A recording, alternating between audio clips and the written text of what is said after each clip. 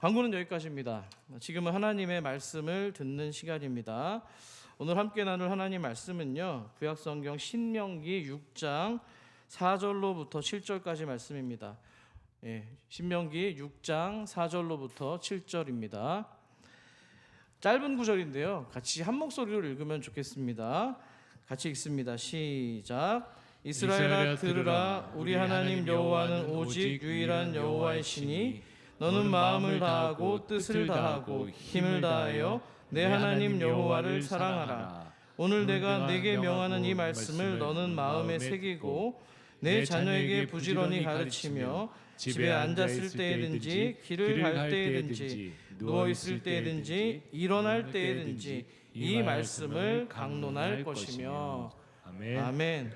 하나님 은혜를 주셔서 또 화면이 회복이 된 것 같네요. 감사드립니다. 자, 어버이 주일입니다. 부모가 된다는 게 무엇을 의미할까요? 또 여러분들이 언어로서 또 다양한 생각들이 있으시겠지만, 미국의 작가 엘리자베스 스톤이라고 하는 여성분은 이렇게 정의합니다. 아이를 갖는다는 것, 즉 부모가 된다는 건 자기 심장이 내 몸 밖을 영원히 걸어다니게 하겠다라고 결정하는 것이다, 이렇게 표현합니다. 다시 한번 들어보세요. 아이를 갖는다는 것, 즉 부모가 된다는 건 자기 심장이 내 몸 밖을 영원히 걸어다니겠다고 결정하는 것을 의미합니다. 공감이 되십니까? 자녀가 어릴 때에는요, 이 말이 금방 이해가 됩니다. 아이가 넘어질까봐 손을 붙잡고, 열이 날까봐 밤새 이마를 짚습니다. 그리고 밥을 안 먹을까봐 숟가락을 들고 따라다닙니다. 근데 이상한 것은요, 자녀가 다 성장을 해도 부모님의 마음이 똑같다는 겁니다.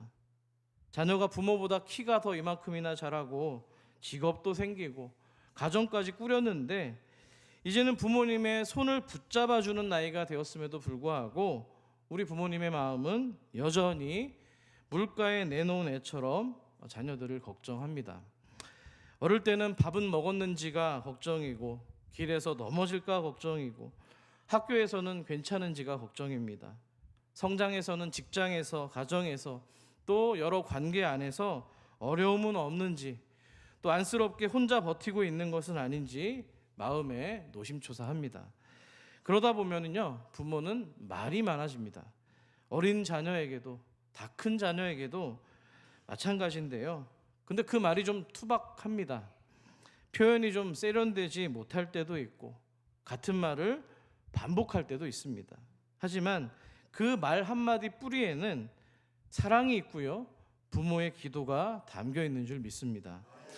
자, 그러면 이런 거겠죠. 밥은 먹었니? 라는 말은 단순히 밥 한 끼를 묻는 말이 아닙니다. 오늘 하루가 네가 허기지지 않았으면 좋겠구나, 그런 마음이죠. 몸은 괜찮니? 라고 하는 말은 단지 건강 상태를 묻는 말이 아닙니다. 아픈데 괜히 괜찮은 척 혼자 버티고 있지 말라는 그런 마음입니다. 너무 무리하지 말거라 얘야, 이 말은 세상이 너를 몰아세워도 너 자신까지 잃어버리면서 살지는 않았으면 좋겠구나, 이런 마음이겠죠. 그리고 주일은 꼭 지키도록 해라, 이 말은 단순히 종교적인 의무를 다하라는 어떤 푸시가 아니고요, 인생이 바쁘고 마음이 흔들릴 때에도 너의 삶의 중심이 하나님께 있음을 잊지 말라는 그런 부모의 마음입니다. 아멘이시죠? 자, 부모님의 말은 대부분 그렇게 사랑에서 시작합니다. 문제는 그 사랑이 자녀 입장에선 언제나 사랑으로 들려지지 않는다는 데 있습니다. 부모는 걱정으로 말을 했는데 자녀는 간섭으로 듣습니다. 부모는 믿음을 전하고 싶었는데 자녀는 부담으로 듣기 때문이죠. 부모님들이 다 자식들 잘 되라고 하는 말인데, 내가 살아보니까 그 길이 힘들어서 말해주는 건데, 똑같은 전철을 밟지 않았으면 해서 하는 말인데, 믿음이 얼마나, 예배가 얼마나 중요한지 알려주고 싶었던 건데, 자녀들은 잔소리로 들을 때가 많다는 겁니다. 그럼 부모가 참 답답해지죠. 그런 측면에서 오늘 신명기 6장 말씀은 우리에게 아주 중요한 순서를 가르쳐주고 있다고 생각합니다. 하나님께서는요, 부모 세대에게 먼저 자녀들에게 말하라고 하지 않습니다. 먼저 가르치라고 하지 않습니다. 먼저 설득해라 이렇게 말씀하지도 않습니다. 하나님이 그럼 어떻게 말씀을 하고 있을까요? 좀 긴데요. 우리 4절부터 7절까지 하이라이트가 처진 부분들을 좀 강조해서 같이 합독하겠습니다. 시작. 이스라엘아 들으라. 우리 하나님 여호와는 오직 유일한 여호와시니 너는 마음을 다하고 뜻을 다하고 힘을 다하여 내 하나님 여호와를 사랑하라. 오늘 내가 내게 명하는 이 말씀을 너는 마음에 새기고 내 자녀에게 부지런히 가르치며 집에 앉아 있을 때에든지 길을 갈 때에든지 누워 있을 때에든지 일어날 때에든지 이 말씀을 강론할 것이며. 아멘. 보세요. 순서가 있습니다. 가장 먼저 뭐가 나왔죠? 들으라. 그 다음에 사랑해라. 그 다음에 마음에 새겨라. 마지막으로 가르치라고 기록합니다.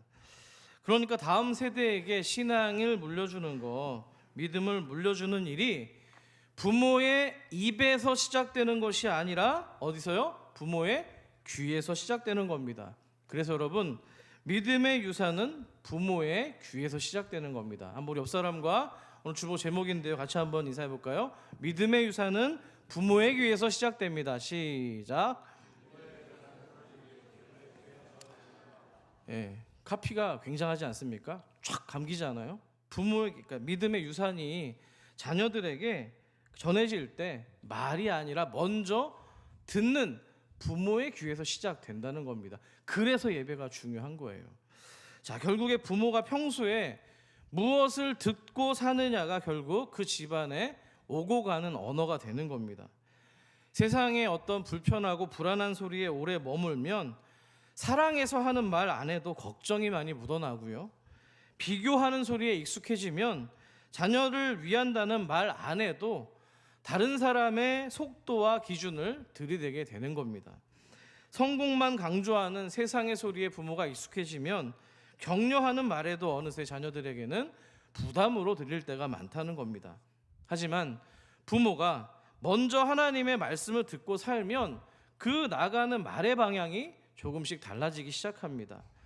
자녀들에게 너 뒤처지면 안 돼 라는 말보다 하나님이 너와 함께 하셔 라는 말을 배우게 되고요. 너 남들처럼은 해야 될 거 아니야 라는 말보다 하나님이 너를 정말 존귀한 창조, 존귀한 걸작품으로 만드셨어 바른 정체성을 알려줍니다. 무조건 성공해야 돼 라는 말보다 하나님과 동행하는 것이 참된 복이고 형통이다라고 알려주게 되는 것이죠. 자, 그러니까 부모가 먼저 말씀을 들으면 집안에서 오고 가는 말들이 믿음의 방향이 생기는 겁니다. 아멘이십니까? 그렇다고 해서 여러분, 부모가 하는 말들이 뭔가 완벽해야 된다는 게 아니에요. 믿음은 말솜씨로 전해지는 게 아닙니다. 또 부모가 한 번도 실패하지 않고 흔들리지 말아야 된다는 이야기도 아닙니다. 자녀가 오래 기억하는 건 뭘까요? 결국에 완벽한 부모의 말이 아니라, 사실 완벽할 수도 없잖아요. 실패하고 부모가 넘어졌을 때, 곤경을 만났을 때, 광야를 만났을 때 다시 하나님 말씀 앞으로 기도에 무릎으로 나가는 그 부모의 방향성을 자녀들이 기억한다는 겁니다. 믿으십니까? 여러분들에게 불안한 마음이 앞설 때 말씀으로 돌아가고요. 내가 좀 실패하고 실수했을 때에도 하나님 앞에서 다시 마음을 고쳐먹고 내 뜻대로 자녀들을 붙잡기보다는 하나님의 약속에 맡기는 그 모습들이 결국 자녀들로 하여금 신앙을 다시 굳건하게 만든다는 겁니다. 아멘이시죠? 자, 그런 측면에서 오늘 본문 4절의 첫 마디가 굉장히 중요합니다. 이스라엘아 들으라, 히브리 말로 쉐마 이스라엘 이건데요. 하나님이 누구에게 주신 말씀인가요? 너무 쉽습니다. 다시 물어볼게요. 하나님이 이 말씀을 누구에게 주신 거예요? 1차적으로 누구죠? 이스라엘 백성들이잖아요. 너무 쉬운 문제를 드렸나요 제가요? 써 있잖아요. 누구가 들으라고 돼 있어요. 이스라엘아 들으라 그렇게 돼 있잖아요. 제가 근데 이 말씀 참 무진장 많이 들었던 말씀인데 참 하나님의 이 말씀은 참 신비롭다는 생각이 듭니다. 또 다른 참 깊은 깨달음을 제가 얻었는데요. 잘 한번 생각해 보세요. 이스라엘이라는 이름이 처음부터 이 민족과 이름으로 시작된 게 아니라는 거예요. 자, 그럼 질문합니다. 그렇다면 이 이스라엘이라는 이름 누구에게 주신 겁니까? 누구한테 준 거예요? 야곱이죠, 야곱. 예, 장로님 말씀해 주셨는 야곱이죠, 야곱. 잘 생각해 보세요.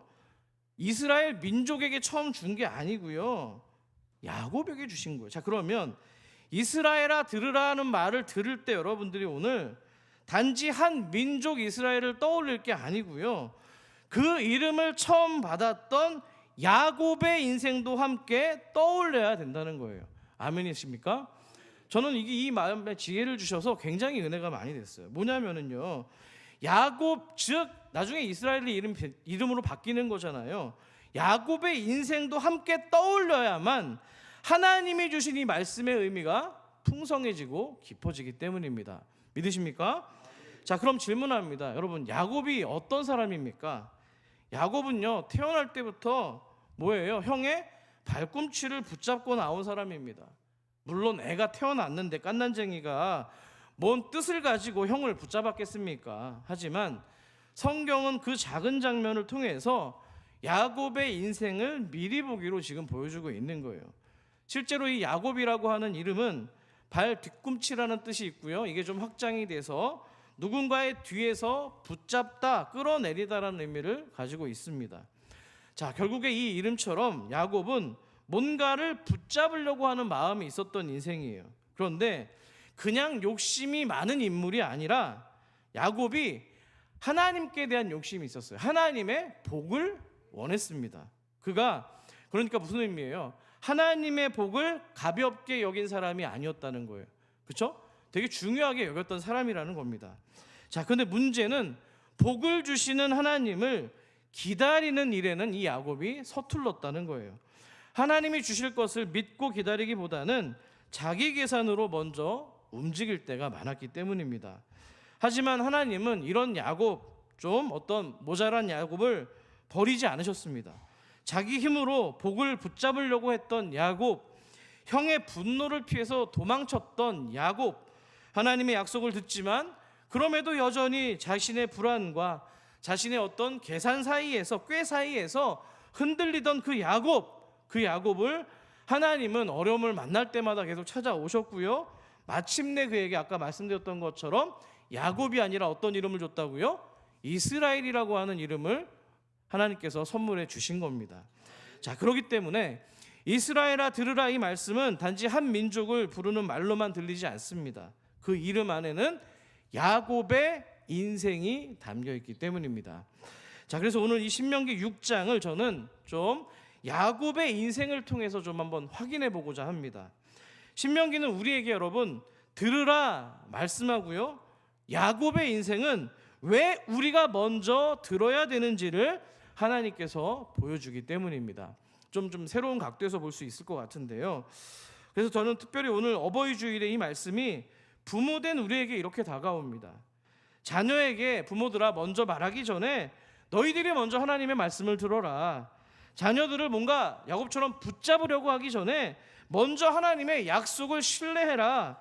자녀들에게 정말 믿음의 유산을 남기고 싶다면 먼저 부모된 너희들이 귀를 열어라. 이렇게 들려오는 겁니다. 그래서 오늘 말씀의 제목이 부모의 귀가 믿음을 물려준다는 거예요. 믿으십니까? 자, 그렇다면 이제 그 말씀을 따라서 야곱의 인생 속으로 한번 들어가 보도록 하겠습니다. 자, 성경은요, 이 야곱을 처음부터 단순히 욕심 많은 인생으로 소개하지 않습니다. 우리는 야곱을 떠올릴 때 꾀가 많은 인물, 속임수를 쓰는 인물, 계산하는 놈, 또 이렇게 통밥을 굴리는 사람, 욕심, 이런 단어들을 먼저 떠올립니다. 물론 맞습니다만 성경은 이 야곱에게 먼저 주신 말씀이 있었습니다.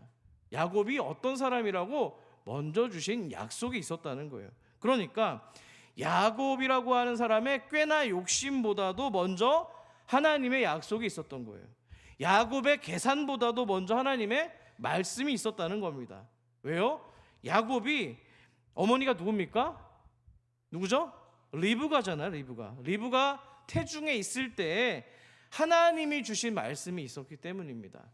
자, 창세기 25장 23절과 또 23절 말씀을 같이 한번 읽도록 하겠습니다. 시작.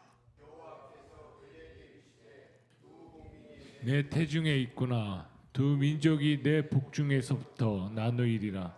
이 족속이 저 족속보다 강하겠고 큰 자가 어린 자를 섬기리라 하셨더라. 아멘. 아멘. 자, 큰 자가 어린 자를 섬기리라. 그러니까요. 하나님이 야곱이 태어나기 전부터 그의 길을 알고 계셨고요. 그의 인생을 향한 뜻이 있었다는 거예요. 그걸 말씀해 주었다는 겁니다. 자, 그렇다면 야곱에게 필요한 건 하나님의 말씀, 즉 약속을 믿고 기다리는 일이었습니다. 그런데 야곱의 인생은 이상하게도 그 말씀을 기다리는 것보다 뭔가를 그의 이름처럼 붙잡으려고 하는 손이 먼저였다는 거예요. 자, 그러면 이어지는 창세기 25장 26절도 같이 읽어주시기 바랍니다. 시작. 후에 나온 아우는 손으로 에서의 발꿈치를 잡았으므로 그 이름을 야곱이라 하였으며 이삭이 그들을 낳을 때 60세였더라. 아멘. 아까도 말씀드렸습니다만 갓 태어난 애가 뭔가 의도를 가지고 그 형의 발을 잡았겠습니까? 하지만 이 장면은 야곱의 인생을 상징적으로 보여주고 있는 거예요. 야곱은 붙잡는 사람이라는 거예요. 기다리기보다 붙잡고, 맡기기보다 계산하고, 하나님이 주시는 은혜를 받기보다 자기 힘과 노력과 손으로 확보하려고 했던 사람이라는 거예요. 그런데 이게 어디 야곱만의 이야기겠습니까? 우리 안에도 수많은 야곱들이 있습니다. 하나님께서 우리를 붙들어 주신다고 믿음으로 말하고 있지만 정작 중요한 문제 앞에서는 내 손으로 뭔가 붙들어야지 직성이 풀립니다. 말씀을 믿는다고 신뢰한다고 이야기하면서도 불안하면 야곱처럼 계산하기 바쁘다는 거예요. 부모의 자리에 서면은요, 이런 마음이 더 깊어진다는 겁니다. 내 일은 어떻게 해서든지 좀 참고 기다릴 수가 있는데 사랑하는 자녀의 일 앞에서는 마음이 급해집니다. 하나님께 맡긴다고 하면서도 내 자녀가 뒤처질까봐, 상처받을까봐, 길을 잃어버릴까봐 의도치 않게 자동 반사적으로 부모의 손이 먼저 도움의 손길을 줄 때가 많다는 거예요. 그러니까 오늘 신명기 6장의 말씀이 그래서 필요한 거예요. 이스라엘아 들으라. 붙잡기 전에 들으라. 계산하기 전에 먼저 들으라. 자녀에게 말하기 전에, 손을 뻗치기 전에 먼저 하나님 말씀을 들으라는 거예요. 아멘이십니까? 야곱의 집에는 그렇게 하나님의 약속이 먼저 있었다는 거예요. 그런데 아버지가 누굽니까? 야곱의 아버지가 이삭입니다. 이삭의 마음에는 누구를 염두에 두고 있었어요? 에서를 염두에 두고 있었습니다. 아빠 이삭은 에서를 사랑했고 엄마 리브가는 야곱을 더 사랑했습니다. 그런데 이삭이 이제 나이가 들고 눈이 어두워지면서 죽기 전에 이제 에서에게 축복을 하려고 하는 거예요. 아니, 리브가의 입장에서는 분명 하나님께서 큰 자가 어린 자를 섬기리라 말씀을 하셨기 때문에 기억하고 있습니다. 그럼에도 불구하고 지금 눈앞의 상황과 환경이 약속과는 다른 방향으로 지금 흘러가는 것처럼 보이는 거예요. 그러니까 마음이 급해진 이 리브가가 이렇게 행동하기 시작합니다. 창세기 27장 8절과 13절을 같이 함께 읽겠습니다. 시작. 그런즉 내 아들아 내 말을 따라 내가 내게 명하는 대로 어머니가 그에게 이르되 내 아들아 너의 저주는 내게로 돌리니 내 말만 따르고 가서 가져오라. 아멘. 자, 여기서 여러분 중요한 차이를 한 가지 발견하셨습니까? 오늘 본문 신명기 6장과 한번 비교해서 생각을 해보세요. 하나님은 신명기 6장을 통해서 이스라엘아 들으라 라고 얘기를 했잖아요. 그런데 정작 야곱의 젊은 날 가장 중요한 순간에 들었던 말은 하나님의 말씀이 아니라 뭐예요? 어머니 리브가의 말이었다는 거예요. 내 아들아 내 말을 들으라고 하는 어머니의 말씀을 따랐다는 데서 문제가 시작이 된 거예요. 리브가 물론 그의 아들 야곱을 사랑했습니다. 하지만 그 사랑이 하나님의 말씀을 기다리는 방식으로 흘러가지 못했던 거예요. 아마도 그랬으면은 더 아름다운 방법으로 아마 야곱이 축복을 자연스럽게 받게 되었을 겁니다. 그러니까요, 자녀를 위한다고 하는 모든 방법이 하나님의 방식이 되는 것이 아니라는 거예요. 하나님의 약속을 들어야 될 자리에서 야곱은 사람의 조급한 말을 따르고 있었다는 겁니다. 원고에는 없습니다만 이걸 보면서 저도 자유롭지 않습니다. 특히 지금 중고생들 자녀를 둔 부모님들을 보면은요, 사실 쉽지 않아요. 내 방법을 교육에 관여할 때가 많고, 신앙이라는 이름을 사실은 좀 뒷전으로 아니면 은폐시키거나 좋게 좋은 게 좋은 거라고 학원으로 많이 이렇게 보낼 때가 있습니다. 오늘도 청소년부 예배 들어오기 전에 제가 잠깐 보고 왔는데 마음이 좀 많이 아팠어요. 점점 더 줄어가니까요.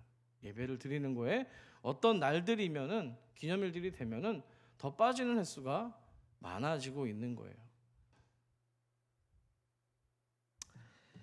자녀를 위한다고 해서 모든 방법이 하나님의 방법이 되지 않는다는 겁니다. 자, 결국에 이 야곱은 에서의 모습으로 변장을 해서 아버지의 축복을 받아내고 맙니다. 하지만 그 결과 축복은 받았는지 모르지만 가정은 깨어지고 말았습니다. 아버지를 속였고요. 형 에서는 분노합니다. 어머니와 아들은 이제 영원한 이별 앞에 서게 되고요. 야곱은 이제 도망자의 신세로 전락하고 말았습니다. 안타까운 거죠. 손으로는 원하는 것을 붙잡은 것 같은데 이 야곱의 발은 이제 멀리 고향을 떠나야만 됐던 겁니다. 하나님의 복을 자기 방식으로 붙잡으려고 할 때 겉으로는 얻은 것 같지만 마음에는 두려움이 남고요. 손에는 축복이 들려진 것 같지만 삶에는 지금 상처가 남는 그런 결과를 얻게 된 겁니다. 여기서 우리가 기억해야 될 게 있습니다.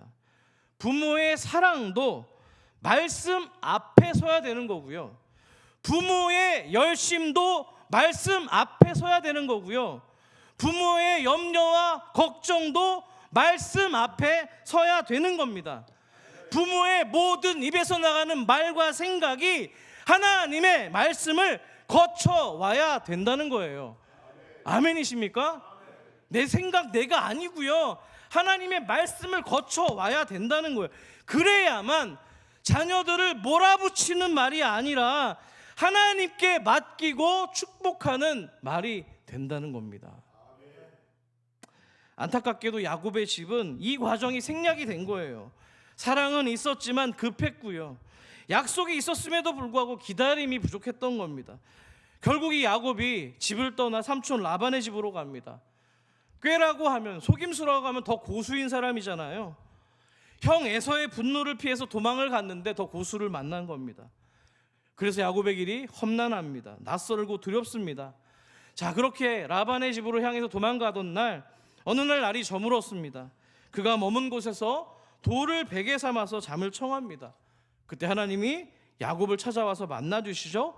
그리고 이런 약속을 합니다. 아브라함과 또 아버지 이삭에게 주셨던 약속을 다시 한번 이 야곱에게 줍니다. 이 땅을 내가 너에게 주겠노라. 내 자손을 번성하게 하겠노라. 땅의 모든 족속이 너와 내 자손으로 말미암아 복을 받게 하겠다라고 약속을 주시는 거예요. 그 약속의 중심에는요, 이런 말도 있었습니다. 창세기 28장 15절을 같이 한번 읽겠습니다. 시작. 내가 너와 함께 있어 내가 어디로 가든지 너를 지키며 너를 이끌어 이 땅으로 돌아오게 할지라. 내가 내게 허락한 것을 다 이루기까지 너를 떠나지 아니하리라 하신지라. 아멘. 하나님은 야곱에 분명히 말씀하셨습니다. 내가 너와 함께 있겠다. 너가 어디로 가든지 내가 너를 붙들어 주겠다. 지키겠다. 내가 너를 이 땅으로 다시 돌아오게 하겠다. 베델입니다. 하나님의 집이에요. 내가 허락한 것을 너에게 다 이룰 때까지, 내 뜻을 너에게 이룰 때까지 다 너를 떠나지 않겠노라고 약속하셨습니다. 이런 의미입니다. 야곱아, 여태까지 너의 손이 너를 지키는 것처럼 보였지만 너의 계산이, 너의 셈법이, 너의 꼼수가 너의 인생을 붙들어주는 것이 아니다. 너가 지금 도망자의 시간을 보내고 있지만 나는 너를 버리지 않겠다. 너가 집을 잃어버리는 것처럼 보여도 내가 너와 함께한다. 이곳이 바로 베델이 뭐예요? 하나님의 집이잖아요. 내가 나의 집에 너를 머물게 하겠다라고 약속하고 있는 거예요. 하나님은 야곱을 찾아오셨는데 꾸짖지 않으시고 먼저 이렇게 약속, 말씀을 들려주고 있는 겁니다. 자, 이 말씀을 들은 야곱이 어떤 반응을 보였을까요? 창세기 28장 20절 21절을 같이 읽습니다. 시작. 야곱이 서원하여 이르되 하나님이 나와 함께 계셔서 내가 가는 이 길을 나를 지키시고 먹을 떡과 입을 옷을 주시며 내가 평안히 아버지 집으로 돌아가게 하시오면 여호와께서 나의 하나님이 되실 것이요. 아멘. 표면상으로 보면 이 말씀이 조건적인 어떤 거래처럼 느껴집니다만 하나님께서 먼저 주신 약속을 지금 야곱이 자기 입으로 다시 되뇌이면서 고백하고 있는 거예요. 하나님께서 먼저 내가 너와 함께 하겠다라고 말씀을 하셨고요.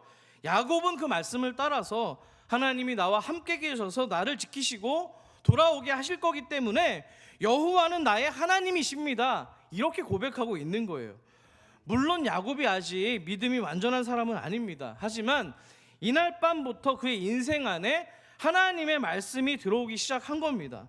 전에는 내 통밥과 계산으로 살던 사람이 그의 인생 가운데 이제 내가 너와 함께 하겠노라고 하시는 하나님의 언약과 약속이 야곱의 인생을 붙들기 시작했기 때문입니다.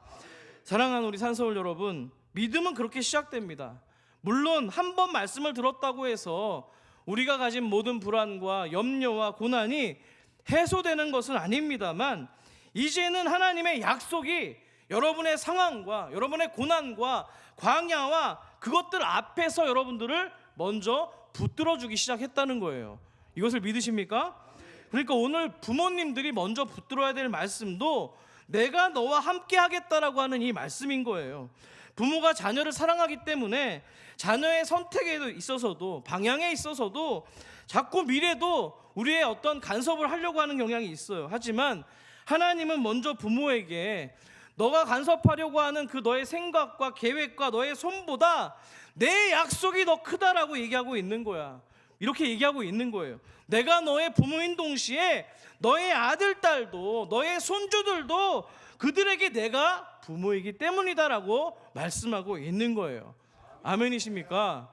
그렇기 때문에 이런 말이 있잖아요. 하나님에게는요 손주가 없는 거예요. 무슨 얘기인지 아시겠어요? 하나님은 아버지잖아요. 여러분의 아들, 딸들에게도 하나님은 아버지시고요 할아버지가 아니잖아요. 맞습니까? 우리 옆 사람과 한번 이렇게 인사할게요. 하나님에게는 손주가 없습니다. 한번 인사할게요. 이 말뜻을 잘 생각해 보세요. 되게 은혜가 되는 말인 거예요. 여러분의 자녀들에게도 하나님 아버지시잖아요. 여러분 주옥 같은 손주들에게도 하나님 아버지시잖아요. 여러분에게도 아버지시잖아요. 자, 그런데 이렇게 베델의 밤을 보낸 야곱이지만 은혜를 받았다고 해서 하루아침에 완전히 새 사람이 된 거 아닙니다. 변화는 천천히 진행이 되는 거예요. 삼촌의 집에서 여러 번 이제 고난을 겪습니다. 속이고 또 버티고 다시 계산하면서 살아갑니다. 여전히 야곱다운 모습이 남아 있었는데요. 우리도 마찬가지예요. 말씀을 듣고 은혜를 받지만 예배당에선 그렇습니다만 문을 열고 집에 돌아가면 다시 염려합니다. 걱정합니다. 내 소견이 왕이 됩니다. 하나님께 맡긴다고 하지만은 계속해서 마음 한쪽에서는 내 옛 습성이 다시 되살아나는 거예요. 믿는다고 하지만은 자녀 문제 앞에서는 또다시 조급한 마음이 또 스멀스멀 올라오기 시작하는 겁니다. 그러나 하나님은 야곱을 포기하지 않았습니다. 시간이 흘러서 야곱이 이제 다시 그 약속한 고향으로 돌아가게 되는데요. 그 길 끝에서 이제 누구를 만나야 됩니다. 누구를 만나야 돼요? 오래전 자신이 속였던 형 에서를 만나야 됐던 거예요. 야곱이 이제 많은 가족들과 더불어서 재산을 얻고 이제 돌아가는데 마음 깊은 곳에서는 여전히 두려움이 남아 있었습니다. 형을 만나기 전날 밤 야곱이 야복강 나루에 홀로 남게 되는데요. 그때 하나님께서 야곱을 만나 주십니다. 어떤 사람과 야곱이 밤새 씨름했다고 하는데요. 나중에 본문을 보면은 그 사람이 하나님이었다는 거예요. 브니엘이라고 하잖아요. 하나님의 얼굴을 만났다는 겁니다. 자, 그 씨름 끝에 야곱의 허벅지 관절이 어긋납니다. 뭐예요? 평생 자기 힘으로 버티고 서 있었던 그 야곱이 이제 자기 힘으로는 설 수 없는 지팡이를 의지해야 되는 사람이 됐다는 거예요. 그리고 그 밤에 하나님이 야곱에게 질문을 하시는데요. 자, 우리 먼저 27절 말씀, 27절 28절을 같이 읽겠습니다. 시작. 그 사람이 그에게 이르되 내 이름이 무엇이냐? 그가 이르되 야곱이니이다. 그가 이르되 내 이름을 다시는 야곱이라 부를 것이 아니요 이스라엘이라 부를 것이니. 아멘. 자, 하나님이 야곱에게 너 이름이 뭐냐라고 묻습니다. 몰라서 물으신 게 아닙니다. 야곱으로 하여금 자기 이름을 자기 입으로 고백하도록 한 거예요. 너가 어떤 존재인지 한번 너가 들여다본 너를 한번 나에게 얘기해봐라 말씀하신 거죠. 그 고백을 한 이후에 하나님이 야곱에게 새 이름 뭘 주신 거예요? 이스라엘이라는 이름을 주신 거예요. 자, 이 이름은 야곱이 하나님을 이겼기 때문에 씨름에서 이겨서 얻은 전리품 같은 이름이 아니고요. 자기 힘으로 서 있었던 이 야곱이 이제 그 옛 자아가 꺾이고 하나님 은혜에 붙들린 사람으로 다시 세워진 것을 의미하기 때문입니다. 자, 그러면 오늘 신명기 6장 앞에서 말씀드렸던 이스라엘에 들으라, 이 말씀이 여러분에게 새롭게 들려오지 않습니까? 우리는 이 이름을 그냥 지나칠 수가 없어요. 왜 그렇습니까? 지금까지 살펴봤잖아요. 이스라엘이라고 하는 이름 뒤에 야곱의 고난의 밤이 있었습니다. 발꿈치를 붙잡았던 그 손이 있었고, 베델에 눈물의 돌베개가 있었고, 쩔뚝거리면서 아침을 맞았던 야복강의 씨름이 있었다는 거예요. 그 모든 상황과 어려움 가운데에 그 자리마다 찾아오셨던 하나님에 대한 역사가 서려 있었기 때문입니다. 아멘이십니까? 그래서 이스라엘아 들으라, 이 말씀은 저에게 이렇게 들립니다. 야곱아, 이제는 들어라. 너의 손으로만 뭔가를 움켜쥐고 붙잡으려고 했던 그 방법대로 살려고 하지 말고 내 말씀을 들어라. 사람의 말에 흔들리고 어떤 너의 마음에 일어나는 불안 때문에 자꾸만 네 통밥대로 살려고 했던 그 소리에 끌려가지 말고 내가 너에게 들려주는 약속을 붙들어라. 자녀한테 뭔가를 말하기 전에 먼저 말씀부터 듣기를 원한다. 너도 내 자녀이 아니냐. 너의 입이 열리기 전에 먼저 너의 귀에 나의 말씀이 들려지기를 원한다. 귀를 열어라. 이렇게 말씀하고 있는 거예요. 야곱의 이야기는 여기서 끝나지 않습니다. 이제 야곱이 한 집의 아버지가 되었습니다. 하지만 이 야곱의 가정이 완벽한 가정이 아니에요. 이스라엘이라고 하는 엄청난 이름을 받았음에도 불구하고 그의 집안에는 여전히 오래된 상처와 미숙함이 있었기 때문입니다. 야곱이요, 누구를 아들 가운데 12아들 가운데 사랑합니까? 요셉을 사랑했습니다. 그 사랑 때문에, 편애 때문에 형제들의 시기와 미움을 낳았던 거잖아요. 아니, 야곱 자신도 편애의 가정에서 그렇게 자랐으면서 그 상처가 지금 자기 가정 안에서도 지금 반복되고 있는 거예요. 아이러니죠. 근데 저는요, 한 목사는 이 장면이 굉장히 위로가 되었습니다. 되게 알팍한 것 같아. 완벽한 어떤 부모의 초상화를 우리한테 보여주지 않기 때문입니다. 야곱이 약하잖아요. 부족하잖아요. 흔들리잖아요. 실수하잖아요. 그런데도 하나님의 말씀이, 그분의 신실하심이 그런 부족한 아버지 야곱을 붙들어주고 있다는 거예요. 아멘이시죠? 우리 딸이 저한테 가끔 그런 얘기를 합니다. 아빠, 좀 제발 좀 철 좀 들어, 성숙해지라고 그런 얘기를 하는데요. 이 말씀을 보다가 그 생각이 나가지고, 아휴 주여, 철 들으라고 저한테 얘기를 하더라고요. 그런 전대도요, 아버지로 세워주신 거잖아요.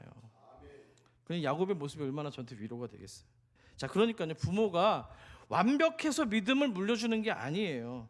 하나님께 들은 말씀이 있기 때문에, 그 말씀을 가지고 인생을 살게 하신 하나님의 역사가 있기 때문에 믿음을 물려줄 수가 있는 겁니다. 실수하지 않아서 자녀가 사는 게 아니고요, 실수한 뒤에도 다시 하나님께 돌아간 길을 보여줄 때 그 집의 은혜가 하나님이 주시는 길이 되는 겁니다. 믿으십니까? 자, 이 야곱이 이제 인생 말년이 되어서요, 자기 인생이 내 뜻대로, 내 통밥으로, 내 꾀로 살아온 인생이 아니라 하나님이 나를 붙들어 주셨구나라는 것을 깨닫게 됩니다. 내가 복을 만들어낸 게 아니라 복의 근원이신 하나님이 나를 여기까지 데리고 왔구나, 이것을 깨닫게 되는데요. 창세기 48장을 보시면은 이 야곱이 요셉의 두 아들입니다. 애굽에 있던 아들이에요. 자, 이 에브라임과 므낫세를 축복하면서 이런 말씀을 하는데요. 우리 창세기 48장 3절 축복하는 메시지 같이 한번 읽겠습니다. 시작. 요셉에게 이르되 이전에 가나안 땅 루스에서 전능하신 하나님이 내게 나타나사 복을 주시며 내게 이르시되 내가 너로 생육하고 번성하게 하여 내게서 많은 백성이 나게 하고 내가 이 땅을 내 후손에게 주어 영원한 소유가 되게 하리라 하셨느니라. 아멘. 아멘. 험난한 세월을 보냈던 야곱이 자손들에게 먼저 꺼낸 얘기는요, 자신의 어떤 광야를 지난 고생 목록이 아닙니다. 그는 지금 자기에게 하나님이 하신 말씀을 꺼내고 있어요. 전능하신 하나님이 나에게 나타나셨다, 찾아와 주셨다, 하나님이 그런 나에게 복을 주셨다, 하나님이 내게 찾아오셔서 말씀해 주셨다는 거예요. 그걸 얘기하고 있어요. 이게 바로 믿음의 유산인 줄 믿습니다. 부모가 자녀에게 남길 수 있는 가장 귀한 건 자기 인생의 성공담이 아니에요. 고생에 대한 어떤 기록도 아니고요, 하나님께 들은 말씀입니다. 그래서 이어지는 구절에서 마지막인데요, 우리 창세기 48장 15절 또 16절 같이 함께 읽겠습니다. 시작. 그가 요셉을 위하여 축복하여 이르되 내 조부 아브라함과 아버지 이삭이 섬기던 하나님, 나의 출생으로부터 지금까지 나를 기르신 하나님, 나는 모든 환난에서 건지신 여호와의 사자께서 이 아들에게 복을 주시오며 이들로 내 이름과 자기 이름으로 칭하게 하시오며 이들이 세상에서 번식되게 하시기를 원하나이다. 아멘. 나의 출생으로부터 지금까지 나를 기르신 하나님이에요. 야곱은 평생 자기가 자기의 어떤 뜻대로 사는 줄 알았습니다. 그런데 늙어서 보니까 자신이 하나님을 붙잡는 것보다 하나님이 자신을 길러오신 것을 알게 된 겁니다. 태어날 때부터 발꿈치를 들었던 인생, 복도 잡으려고 했고 자리도 붙잡으려고 하고 자기 방식대로 미래를 붙잡으려고 했던 야곱입니다. 그런데 말년의 이 야곱을 보십시오. 이제 그 두 손으로 요셉의 두 아들을 축복하고 있어요. 자기 뜻으로 붙잡으려 움켜쥐려고 했던 손이 이제는 다음 세대를 축복하는 손이 되어 있다는 겁니다. 움켜쥐는 손이 지금 축복을 빌은 얹어주는 손이 된 거고요, 자기 복을 붙잡으려고 했던 손이 이제는 다음 세대를 축복하는 손이 되었다는 거예요. 어떻게 이런 변화가 일어난 거예요? 야곱이 들으라 이스라엘아, 하나님의 말씀을 들었기 때문입니다. 부모 여러분, 이게 바로 오늘 성경이 부모된 여러분에게 주는 위로입니다. 부모는 자녀를 기르는 사람이지만 동시에 하나님께 길러진 사람이라는 거예요. 여기 뭐 노년에 지금 이옥규 장로님도 계시지만 하나님 볼 때는 애라는 거예요. 부모는 자녀를 지키려는 존재지만 부모된 자신도 지금까지 하나님의 손에 의해서 길러지고 지켜진 존재라는 겁니다. 부모가 자녀를 축복하려고 하지만 부모 자신도 역시 하나님에게는 아들, 딸이기 때문에 하나님의 축복과 은혜가 아니면 우리는 아무것도 할 수가 없는 그런 자녀라는 사실인 거예요. 아멘이십니까? 그러니까 오늘 어버이 주일은요, 부모의 수고만 기억하는 날이 아니라, 그것도 물론 기억해야 됩니다만, 오늘은 여러분이 관점을 좀 바꾸셔서 그 부모님들을 여기까지 이르게 하신 에베네셀의 하나님, 그 하나님을 기억하는 날이 되기를 축복합니다. 하나님은요, 여러분들이 자녀를 위해 울었던 눈물도 아시고요, 마음만큼 잘해주지 못한 그 섭섭한 미안함도 알고 계시고요, 신앙을 물려주고 싶은데 말이 잔소리처럼 들릴까봐, 내 삶이 아들, 딸들에게 설득되지 못할까봐 조심스러워했던 그 마음도 알고 계시다는 거예요. 그런데 하나님은 말년에 야곱을 통해서 이런 고백을 주셨습니다. 나의 출생으로부터 지금까지 나를 길러주신 하나님. 이 야곱의 고백이 오늘 여러분 부모 세대의 고백이 되기를 소망합니다. 말씀을 맺습니다. 여러분, 야곱은 베델의 밤에 내가 너와 함께하겠다라는 약속을 들었습니다. 그런데 우리는요, 신약의 시대를 살고 있는 우리는 그 약속이 예수 그리스도 안에서도 분명하게 완성된 것을 알고 있습니다. 왜 그렇습니까? 예수님은 임마누엘, 우리와 함께하시는 하나님으로 오셨기 때문입니다. 아멘이시죠? 하나님은 오늘도 우리의 불안한 가정에도, 또 부족한 부모의 마음에도, 후회와 눈물로 기도했던 자리에도 함께하는 줄 믿습니다.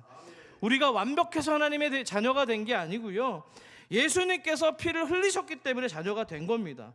우리가 복을 붙잡았기 때문에 복된 존재가 된 게 아니라 하나님이 예수 안에서 여러분들을 붙드셨기 때문에 그런 자녀가 된 것입니다.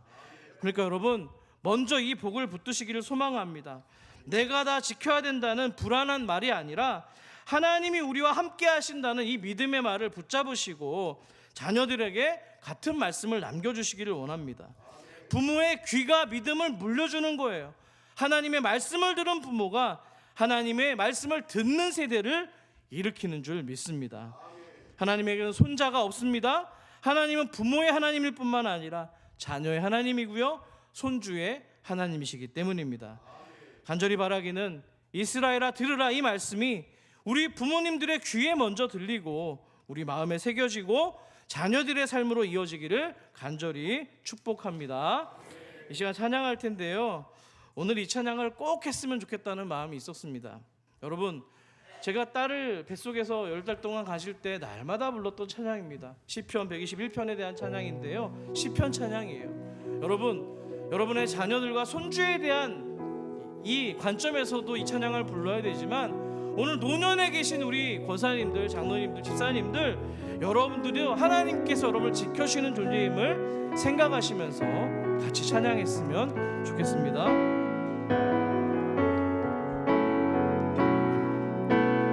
하나님은 너를